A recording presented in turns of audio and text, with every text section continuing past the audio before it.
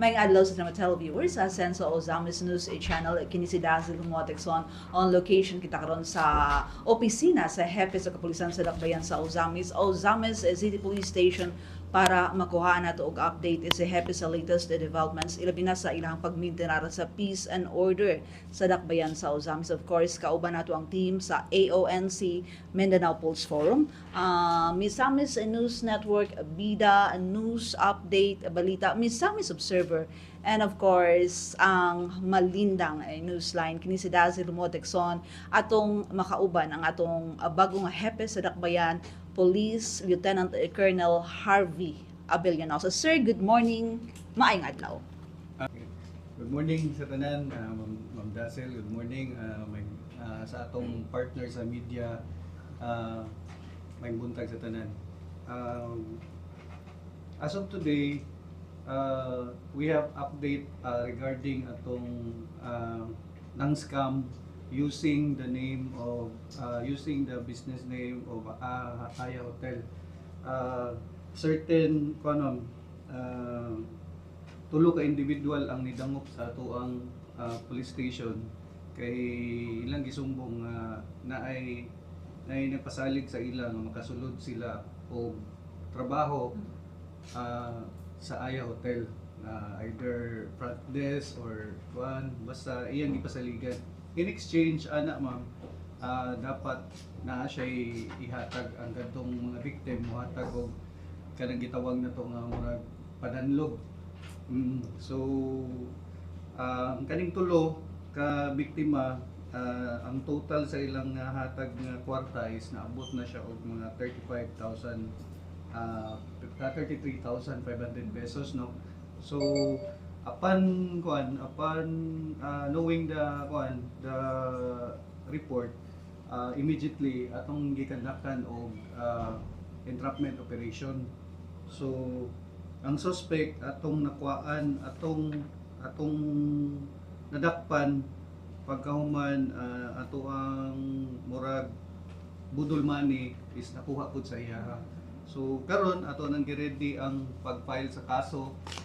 Monday pohon atong iduso ang kaso nga atong i-file sa suspect. So based on my interview sa iya, manawag siya sa victim, maggamit siya og kining iyang usbon niyang tingog nga mag-act siya as murag manager or HR sa Aya dayon iyang usbon ang tingog. So ang tao nga makadungog mutuog yun nga nga kanang operan sila trabaho.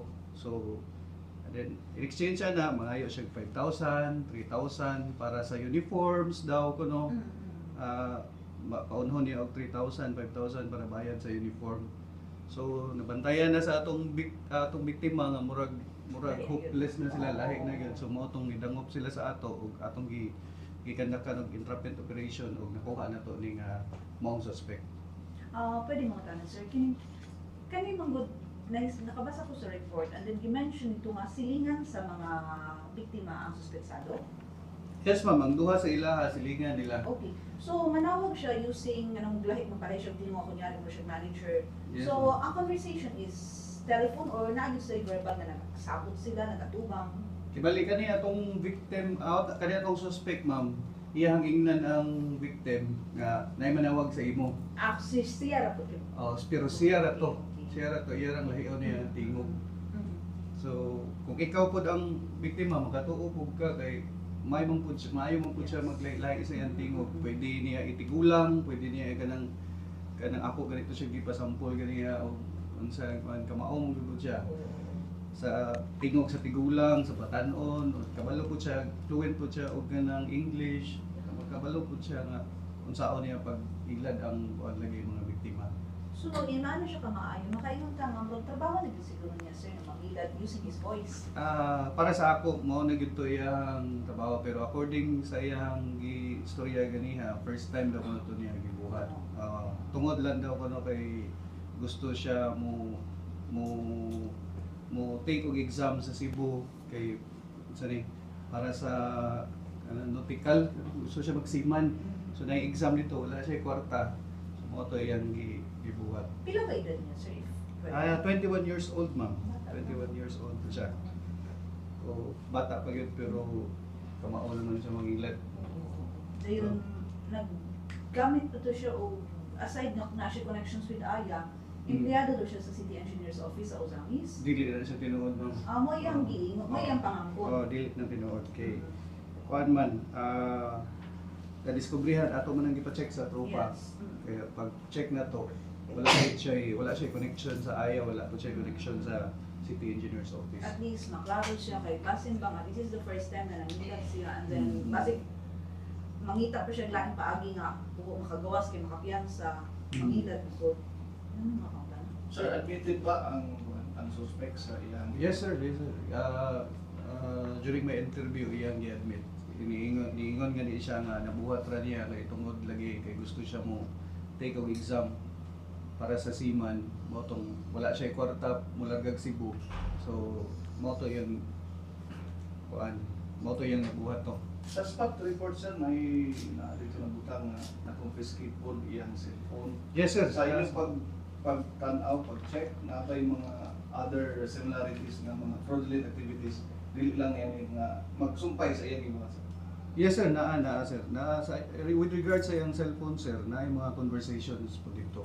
Na yung mga missed calls sa atong mga victim, na records nga gitawagan niya to atong mga biktima. So ato to magamit as evidences. Okay, Colonel, for the sake of transparency, pwede ba na ito ma-divulge sa pangalan ng tawahan? Kay muraw, dagan-dagan na siya na ilad. Yun. Ako pong itanaw ko diyang Facebook nga koan, personal account niya. Dagan siya kay damay nga koan diri o. Dagan na siya live broadcast nga na siya sa koan atubangan sa Philippine National Police Headquarters. Pwede na ito may divulge sa pangalan ng tawahan. With regards sa ngalan sir, dili lang sa ano pwede isulti ang iyang ngalan kay for privacy po or kuan basig na igop sa technicalities man. Hindi man gud tay kuan unsa ni kanang freedom of information. Ikaw sa amin sir, Taga Osamis ra, taga Katadman. Katadman? Taga Dimal ra. Osamis. Kasi posibleng kaso nga ipahamtang sa iya, sir, karon Monday. Stapa sir, stapa. Kasuhan na to siya stapa. Stapa lang. Stapa Di large swindling. scale. Ha? So di siya large scale stapa. Dili po siya maabot og large scale kay ang amount Gamay ra. ang stapa mo gud ma'am kay mag-base na isa sa amount. Amount. Oo. So among i-check sa fiscal kung unsa gyud kanang kaso nga mahaom gyud niya nga medyo taas-taas, so bahala na ang fiscal kung unsa ilahang i-file na kuan kaso. Although pasangil niya sir is gamiton din niya kwarta para mo board or sa Take ang exam sa seaman, ma'am, Of course, seaman. dili siya estudyante.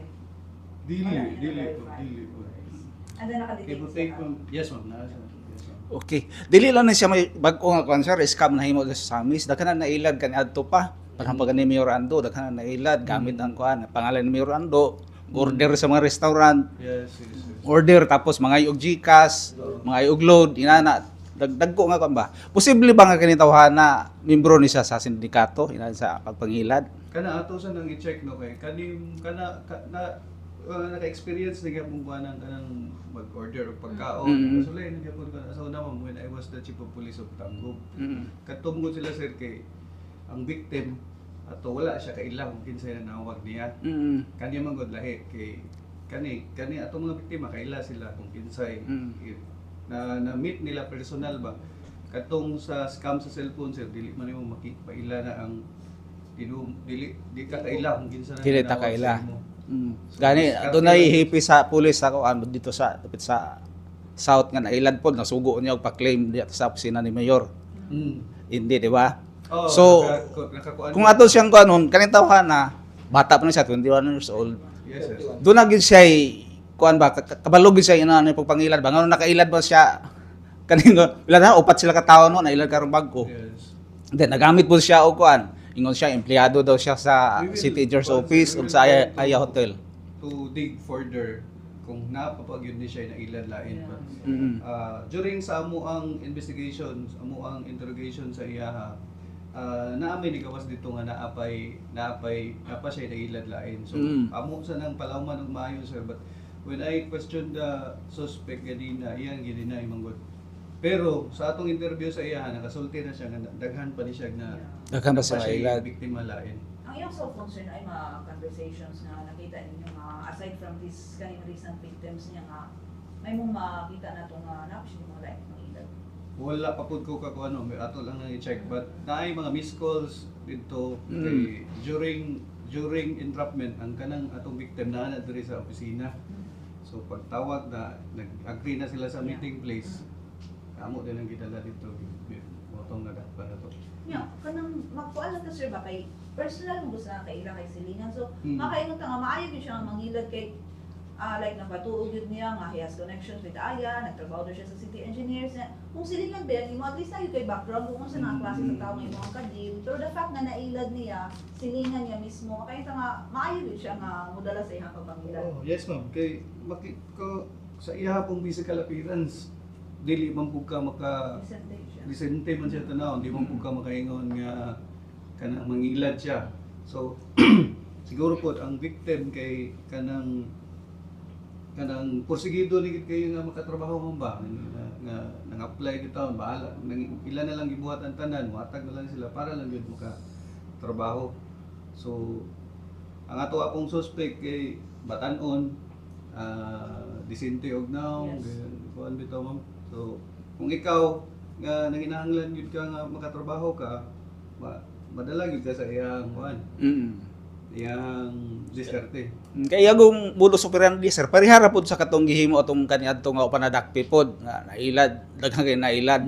So posible ba katong nakuha nato nga kuan cellphone gikan sa yaha, magamit to nato masabit to sa cybercrime Yes, department sir. sa PNP. Yes sir, yes sir. Ato para tong matrace. ipakuan, sir. Ato tong ipa-cybercrime para makita na to dito ang previous kini conversation of naapang gani. Sir, during sa inyong investigation sir, doon na ba yung explanation ng suspect anong iyang gigamit ang Aya Hotel Yes. and nagpakaroon ingon siya ng empleyado sa City Engineers Office? Yes sir, ako siyang gibungutana din ang iyang kuan sir kay maura gid ko na iyang naunaan nga medyo kuan kay naamang gud siya during sa una man gud ay kanang naa siya kaila dira sa Aya ba nga friend niya mo iya kung gigamit ang ngalan so na siya nga kailangan nga ng medyo taas og ranggo mo yung gigamit nga ngalan so ang katong tao nga ang biktima kuan gyud siya nainganyo gyud kay namo siya gibitbit nga ngalan nga kuan taga na nagtrabaho dira sa Aya Hotel but pagpangutaran nako niya ganiha anong Aya yung ang imong Aya Hotel imong gigamit nga pwede man lahi according to him sir ana siya nga mortgage po daw iyang naunaan nga medyo kuan kanang dali makailan. Okay. Ipaklaro lang nato sir no, nagamit ang ngalan sa city engineers, nagamit Yes, ang sir. ngalan sa Yes, I ma'am. Hotel. So, ato lang ipaklaro sa public na nagtanaw karon nga kani nga suspetsado walay connections with city engineers office, walay connection sa Aya or any other businesses kay syempre negosyo madaot na gud ang Yes, yes, ma'am. pangalan ni nga negosyo nga iyang gidamay sa iyang pagpangilad. So ato ipaklaro sa public nga kini nga suspect walay connection with these two agencies. Yes ma'am no sa amo ang pag-investigate ug amo ang pag-validate no kaning suspect nato nga nadakpan karon wala gyud ni siya connection sa city engineering office ug sa Aya Hotel kay amo ginang klaro og naa ba kay para pod ma-prove nato or para fair pod sa mga nananaw nga or kung kinsa pa man ganitong mga biktima nga nailad ani niya makadangop diri sa atoa kay sakto rin gingon ma'am negosyo ya dahil opisina pagin sa gobyerno ang gigamit but to make it clear ang kaning suspect na to dili ni siya connected sa city engineers o sa Aya Hotel. Unsa ano to pagkuan sir pag kanan ba nga dili mo panagot ang tawhana kay ato ang dili nato i-divulge siya pangalan tapos ubay-ubay na tugit nga dagan siya nailad tapos karon kabalo ko nga kaning kuan 30,000 kapin lang billable ni siya nga offense. Unsa ano to pag siguro nga pag gawas ni siya din siya mo balik siyang kuan yang daot na binuhatan. Kuan sir, when it comes to that sir, para dili po ta kasiguro og dili sa mo balik sa iyang minuhatan kay basig mao na gyud iyang diskarte. Sa pagdakop ba niyo na siya ipakita nga remorse, mahay siya, hilak ba siya, huwag katawa-tawa lang. Kasi nakita niyo siya managway. Storya mi gini sir, nga tulo gyud iyang luha kay nangayo siya pasaylo ingko nga dili naman na kuan kay nakasala naman ka pailan gyud ka na mo kaso kay para dili na mo mausap. Yes. Mm-mm. So, Ano siya nagsugod og pagpangilan sa mga silingan sir? September pa sa according sa atong report ang iyahang kuan ang iyahang pasalig is September 19 na makatrabaho na unta. So taon-taon na rin niya nga giplansya nga lakaw. So September 19 pa man to ang iyahang kuan iyahang pasalig makasulod na sila sa trabaho. pero kani ba yung mga nailad sir, aware nga kaning tawhana personal gisa nakita, nag-introduce sa iyang kaugalingon or pinagila sa cellphone. Kani kaila sila. Kaila sila, nag-istorya sa personal. Silingan sila. Ang tulo. Ang duha, silingan sila. Mm-mm. Oh, then ang isa dili. But nakaito, kuan gyud sila, nagkita gyud sila, nag-exchange kundi sila, bineranay kundi sila. Pati ning public school teacher na apel man sa kuan, nailad mo ni siya og apel. Kaning kuan sir, kaning duha, kaning una, nailad po di sila sir. Oo ba? May gisa mong istorya no. Kabalo gani siya, akong siyang gipangutana nga unsa ning 5,000 sa ni. Mm. Kadawat ka ani, kaning 10,000. Iyang Yang code po siya.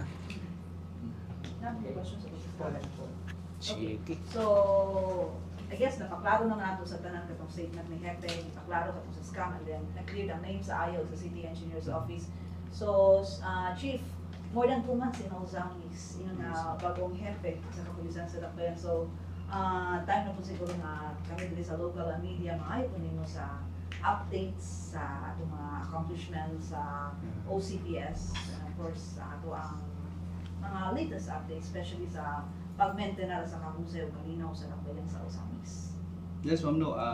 Thank you for the opportunity, ma'am, nga nakapagputana ka na. I am very happy to report sa inyo, ma'am, na from July 18 until now, at present, we naanatay niya dakpan nga we conducted anti-illegal drugs operation 17 ka anti-illegal drug operation. Ang atong other wanted person na nakadakop ta og 22 wanted person. Ang most wanted person nato 4. So ang ato ang loose firearms pod nga kanang gitawag nato og Oplan Katok, nakapasurrender ta og 15 firearms. Then sa atong activity nga Armas Baylo Bugas, natay 25 ka firearms nga na pasurrender. When it comes to our checkpoints, naka-harvest po ta og we impounded 170 motorcycles and 97 motor vehicle. So ang atong citation ticket nga na-issue from July 18 until now is 6,570, and ang ato ang TOP is 107. For beat patrolling, labi na sa gabi, natay nadakpan nga curfew violator nga ang adult ana is 99, ang minor is 193. And then sa smoking, dapat tayo na issuehan og ticket na 232, and drinking in public 178, and ang atong illegal gambling operations, we arrested 34 individuals. So from July 18 way ubay po ang ato ang accomplishments nga nabuhat, and then ang Ozamis City Police Station will continue its to intensify the anti-illegal drugs operations and illegal gambling operations. Kay mao man ay direktiba, mo na marching order sa atong bagong regional director, ma'am, na si Police Brigadier General Jason De Guzman. Yes.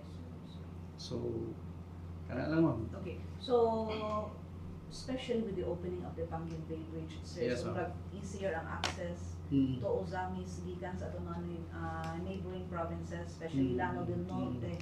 So mas nako pa ni nga hagit ninyo sa pag-maintain sa kahusay o especially ang monitoring sa entry sa illegal drugs din sa probinsya labi na sa Ozamis. Yes ma'am, dako kini nga hagit ma'am no, but we are not wala may kuan ana ang gibuhat sa atong kapulisan sa Ozamis, atong gi-intensify ang ato ang border control points. Kung makabantay mo sa Labinay, medyo ang traffic dito maabot na sa Petron.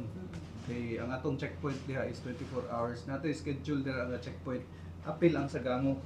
So ngayon lang pud ko kanang pasensya o kanang sa tawag gani kanang sa mga tao nga passers-by sa mga vehicle nga nangagi na dili lang kayo sila dili sila malain sa pulis nga medyo ma-traffic sa gamay. Ato adang gituyo kay kinahanglan nato i-intensify ang ato ang checkpoint operation kay tungod sa kadaghan na sasakyanan labi na naabli na ang Panguil Bay Bridge. Kini nga kwan sir, sunod-sunod po atong mga bypass operations nga gikasa sa Ozamis City Police Station. Napakita lamang bakini nga nadya po na presensya nung sa illegal na droga dinhi sa syudad. Yes sir, dili siya ingon nga kuano kay most of our accomplishments and during the interview of the suspects, Osami City wala diri nagikan sa ato ang drugs. Most of it naa sa outside Osami City, lain nga probinsya. So naa siya ginagmay or ang uban mo adto dito sa lain nga probinsya mo magdala diri sa atoa. So kung moingon ka og ang Osami City nang balik na pud ang droga, dili ko I will dili gid siya ingon nga ni balik, but that is just kanang occasional. Ato ang sunod-sunod gidakop sa droga where naa man gihapon, but karon nga last August is medyo niubos siya kay nagpasabot lang pod nga dili na inana kadaghan diri. And na-pay off dito inyo ang Yes, pag-intensify niyo sa operation. Yes, so July, August, daghan na itong accomplishment. Pag-abot sa September, 5 na lang.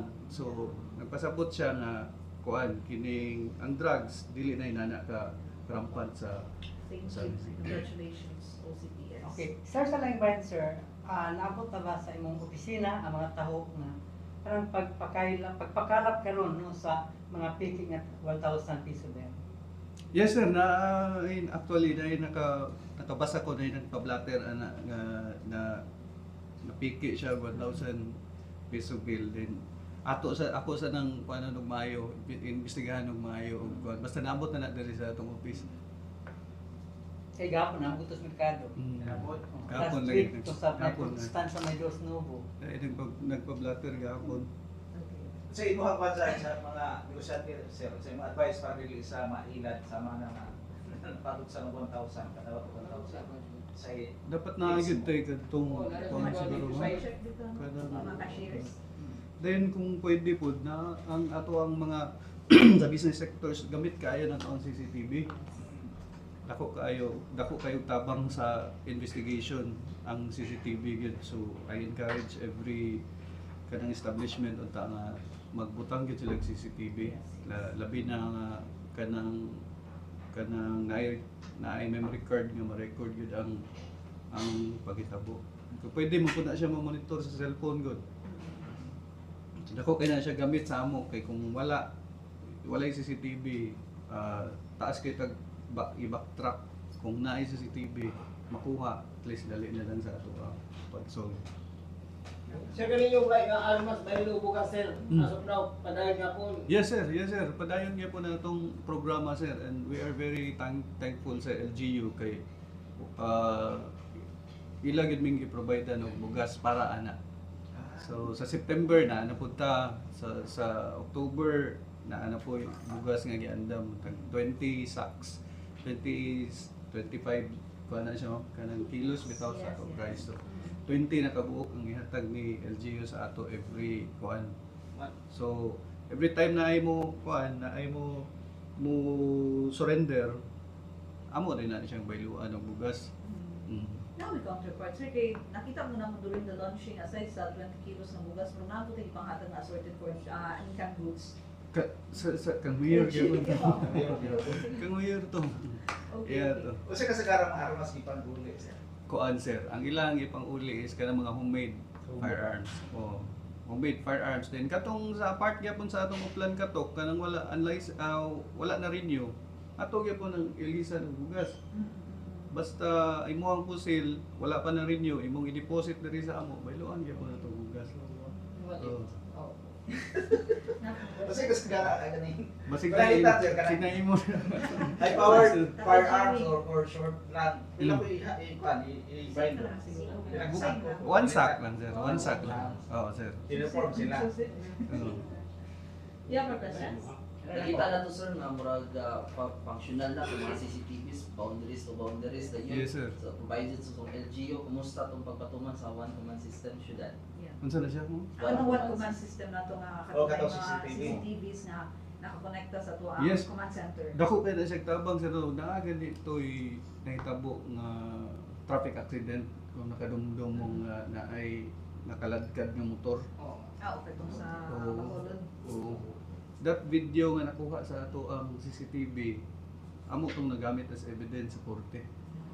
So ug naapod bi mga like for example na ay mga ni hurdle sa checkpoints o mga na makita na nato sa CCTV, masunda na nila dito asa na dapit, so ma-apprehend na to. Apil nang naay mo reklamo nga ay kanang nahulog og cellphone. Sagara ana diri daghan man mga nahulog og cellphone nga mga estudyante. So makita na nato dito sa CCTV ang uban na mauli yun. Oh, yeah. So dako kay tabang sa amo ang kanang one command system gyud. Kasi kanang ma-lessen ang burden ang trabaho sa pulis. Okay, so before nato ni tapuson, earlier una natong gisgutan katong ng scam gamit ang pangalan sa opisina sa syudad o sa establishment sa lungsod sa Taling. So ato ang naipabalik sir ang imuhang murag warning pasidaan sa publiko nga kalabot ni mga scams nga gigamit sa mga tao pagpamiktima sa ilang isig ka tao ra pud nga gusto lang unta ang makatrabaho pero gi-biktima pa so ato ang warning na lang sa publiko at ang advice sa ilaha nga para nga ma-aware po sila ni inyong klase sa mga biktima. Yes, so una-una para sa kanang to be victim puhon or kung para dili ta ato sang klaruhon i-validate sa dato ang source ang tao nga atong kaistorya o legit ba gyud siya or dili kay dili na to sila tagaan og tsansang nga mailad ta. So we will try to investigate further kung tinuod ba gyud ni kung unsa ilang ipasalig sa ato ma-provide ba gyud nila. So let us not be a victim. We should be vigilant sa mga klase sa inani nga mga tao. And sa gusto mo mang scam pa dira every time maabot na nga report diri sa ato ang kapulisan. Kami diri sa Osami City Police Station maningkamot gyud may nga madakpan mo na mo kay luoy kayo ang tao nga mabiktima sa isa ka scam. And ang pulis sa Osami City mga kahibalo gyud kabalo mo investigate kabalo mangita sa inyo ha o wala gyud may kataguan o kanang makabuhat mo ana ang krimen. So let us be careful, dili ta magpailad, dili ta magkumpiyansa o ato ang investigate og maayo kung kaning mga tawanan tinuod ba niyo o dili. And if naaman gani og victim man gani mo sa isa ka scam, palihog anhi dayon diri sa opisina para ato na siyang maimbestigaran og ato ang matabangan mo na mo nga sulbaron ang kana nga krimen. So daghang salamat og may buntag sa aton tanan. Salamat. Dahil